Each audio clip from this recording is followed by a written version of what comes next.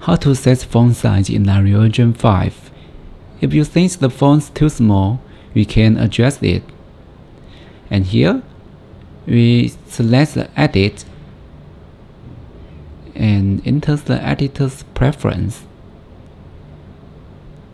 And here, in measures, we select the appearance. And here is select now.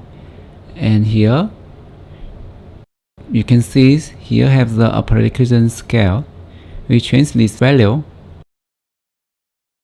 You can see our text is changed.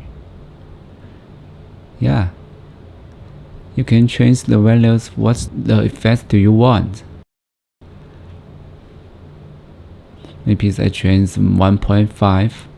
It's much bigger than before. Yeah, you can change it. That's it. Thanks for watching. See you next time.